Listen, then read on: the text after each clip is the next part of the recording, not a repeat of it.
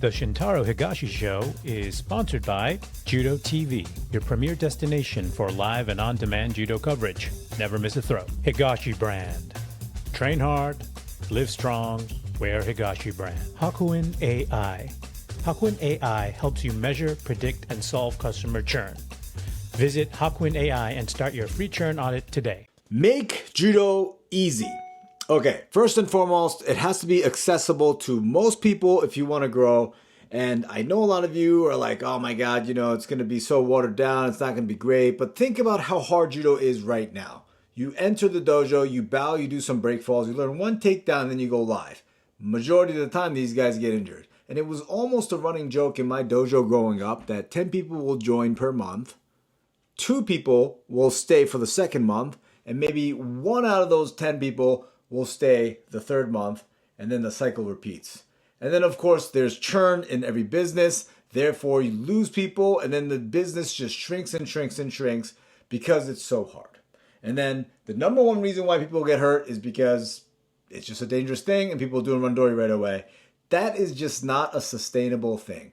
And U.S. Judo and Judo in the United States are on the verge of a collapse. The thing is contracting at such a fast rate. We all have to do something, and I have the platform to be able to speak my mind and give some advice about this stuff. So here I am telling everyone we have to make judo easier. And for those people who are quick to criticize, oh, judo's supposed to be tough, it's not for everybody, I went through it. You look at somebody who's really, really successful in the sport, like Jimmy Pedro, who's a 2-time Olympic bronze medalist. Even he says, hold off for beginners to do Randori at the minimum of 1 or 2 years. Okay, 2 years I think is a little bit too long, but 1 year, absolutely reasonable. Me personally, I think they should not do Randori for the first 3 to 6 months at the very minimum. It has to be easy. We have to reduce the injury risk to keep these people in the sport long enough so that they have fun, they enjoy themselves. It has to be easier. They can't come to practice, get put through the grind, and oh my God, it's so hard, it's so brutal, my fingers hurt, I'm getting thrown. They're just not going to last. There's too many options. It's so easy to quit something these days. You're just competing with too much. So first and foremost, we have to make judo easy. Just recently, I went down to South Carolina to do a judo seminar, and I was talking to one of the Marines who went through the boot camp and all. He's a drill sergeant, and he told me judo was so difficult, it took him 6 months to absolutely fall in love with it. He said he went in, learned some break falls, learned 1 or 2 throws, and gotten smashed. Every single time he went, driving to the dojo, it's like, why am I doing this? Getting taken down, slammed all the time. It's really not fun. Getting slammed and slammed and slammed over and over. It took him at least 6 months to say, you know what, this is actually pretty fun. I'm kind of getting good at it. But he is an absolute exception because he went through 13 weeks of boot camp. I mean, he's a Marine, drill sergeant, all those things. That person is truly a standout individual but how many people can you say that are going to be put through the ringer, that's going to stick around for that long in order to love judo? Not that many.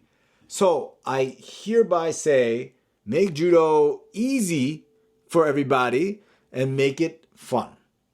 Start with break falls, of course. You have 1 or 2 things. Don't make it a huge thing. You hear in Japan like, oh, do break falls for 6 months, etc., etc. I think just too much. Just a little bit of break falls, right? And then it's like, oh, why would you not show break falls? It's injury risk, this and that. But if you're not throwing and doing Randori, you don't really need it as much. So if you have a new person, you teach them a little bit about break falls, just in case they get taken down by accident. No one should ever get taken down in the first couple of weeks. They learn a couple throws and they try to master that mechanic, sort of in a cooperative setting, and that should be the first phase. And they should work on that first phase. They should make it interesting. You have to see how they get incentivized in order to learn. And not everyone is the same way, and I think first and foremost, if it's easy enough, and easy, I'm talking about on the body, not everyone wrestled Division 1. And of course you have to differentiate from background to physical abilities and all this stuff. But first and foremost, man, you have to differentiate your instruction and make it overall easier and accessible.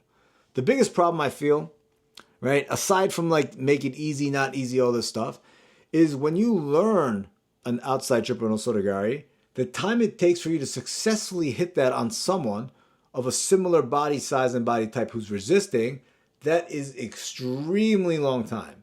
And even if it's gets accidentally taken down, or if it accidentally succeeds, the risk of that person taking that throw, getting injured, goes up.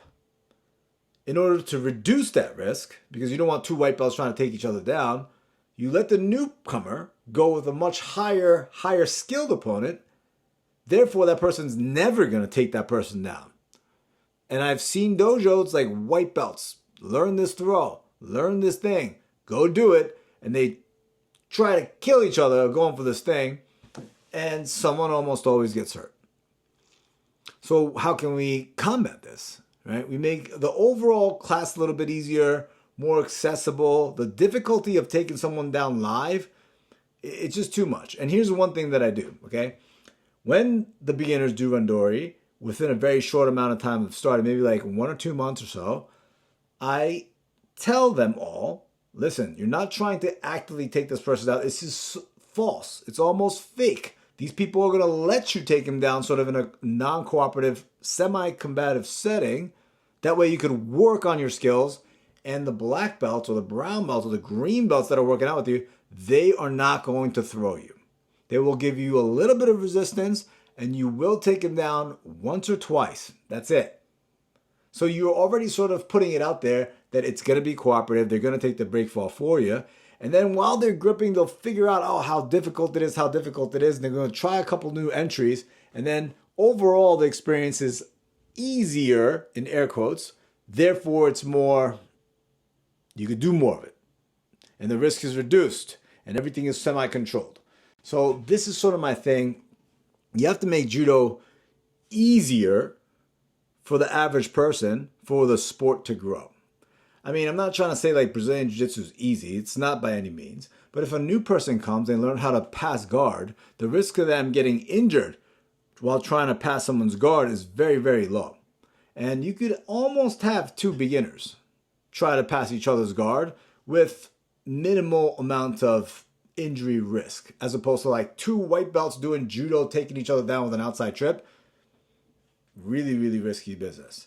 So that's what I mean by making judo easier. You have to make it sort of reduce the risk, and the goals of the actual live exercises has to be more manageable and accessible, not this big pie in the sky like you're going to go take this person down in front of you with a move that you just learned when you don't know how to grip or don't know how to fight for position. So make judo easier. That's my whole thing. That's my spiel for today. Thank you guys for listening. Have a great day.